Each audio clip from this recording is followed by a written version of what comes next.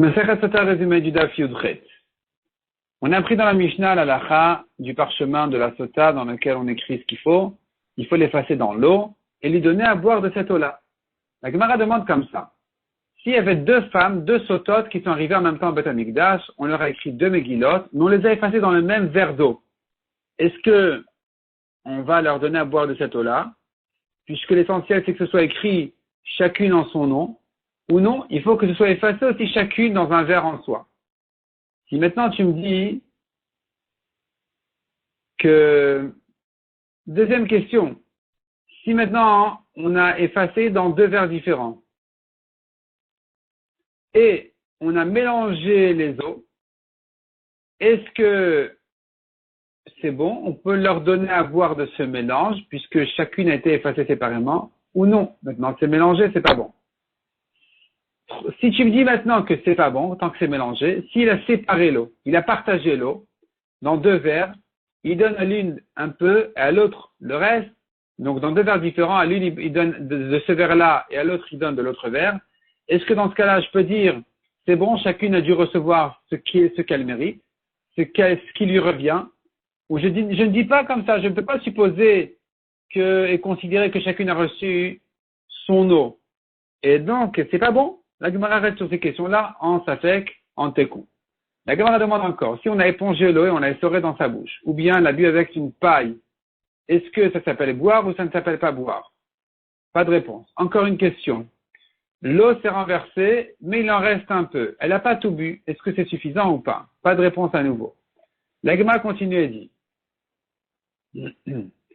c'est écrit dans le pasuk deux fois la notion de shvoua par rapport à la sota. Il va la faire jurer. Il va faire jurer la femme. Il va la faire jurer beshvoua ta'ala, le serment de la malédiction. Comment tu comprends cette double shvoua? À quoi me sert? L'Agma propose une première réponse de dire, on l'a fait jurer avant d'effacer la Megillah et on l'a refait jurer après effacer la Megillah. L'Agma refuse cette explication puisque finalement les deux sont écrites avant d'effacer la Megillah. Les deux shvuot sont écrites avant d'effacer la Megillah. La Gemara répond donc non.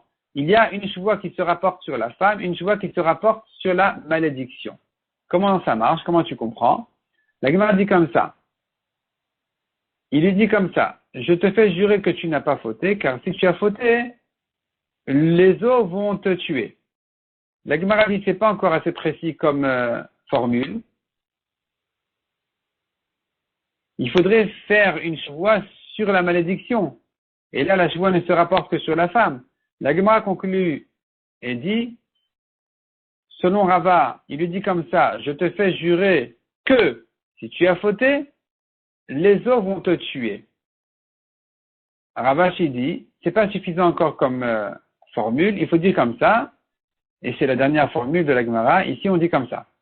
Je te fais jurer que tu n'as pas fauté, et que si tu as fauté, la malédiction des eaux va te toucher. Et là, la shvoua se rapporte et sur la femme et sur les eaux, sur la malédiction. C'est ce que la Torah dit, shvoua ta'ala. La shvoua se rapporte aussi sur la ala qui est la klala. Mishnah suivante. Le pasuk nous dit, la femme va répondre amen, amen. Elle doit répondre à la shvoua deux fois amen. Pourquoi deux fois amen? Répond la Gemara, elle répond à la Mishnah d'abord. Elle répond amen sur la malédiction et amen sur la shvoua, qu'elle n'a pas fauté.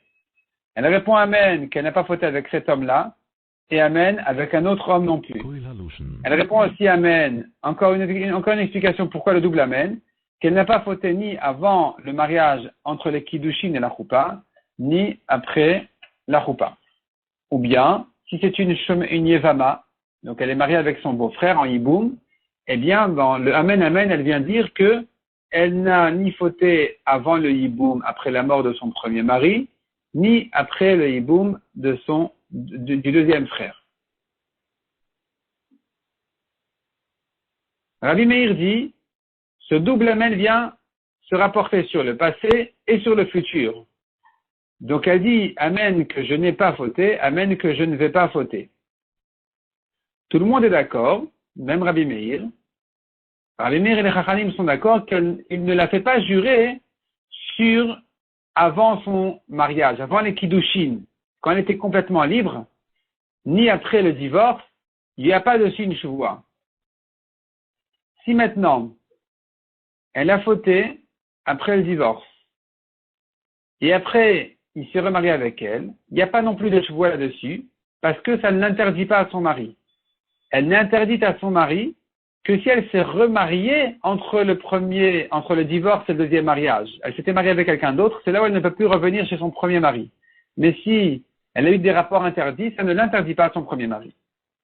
La Gemara traite le cas d'une shomeret yavam, c'est-à-dire une femme dont le mari est mort, elle n'a pas le droit de se marier avec quelqu'un d'autre tant qu'elle n'a pas fait yiboum ou chalitza. Son mari n'avait pas d'enfant, et donc il faut qu'elle fasse chalitza ou bien yiboum, et voici qu'elle a eu des rapports interdits entre-temps. Est-ce que ça va l'interdire au yavam ou pas? Est-ce qu'elle ne pourra plus faire yiboum à cause de ça ou pas?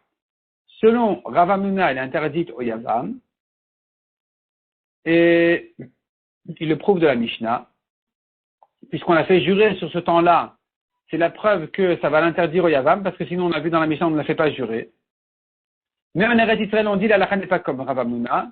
La halakha est qu'une shomeret yavam qui a fauté, avant le hiboum, elle n'est pas interdite au yavam. Elle peut faire hiboum. Notre Mishnah qui a dit qu'on l'a fait jurer sur ce temps-là, elle pense comme Rabbi Akiva qui dit que même cette interdiction de la Torah qui n'est pas en karet, qui n'est qu'une interdiction de lave, de l'otaasé, mitzvah négative, sans karet, même ça, c'est aussi grave que karet. Ça fait des enfants des mamzerim. Les kiddushin sur une femme comme celle-là ne sont pas valables du tout, d'après Rabbi Akiva. Et donc, tu peux comprendre effectivement qu'elle est interdite au yavam. Mais les chachamim ne pensent pas comme ça. Ils disent qu'il n'y a pas de mamzer quand il n'y a pas de karet. Ils disent que les kiddushin sont valables pour une femme interdite sans karet. Et donc, effectivement, elle sera permise au yavam. La Gemara demande maintenant, est-ce qu'un homme peut faire jurer sur son premier mariage? Il était marié 2 fois avec cette même femme-là.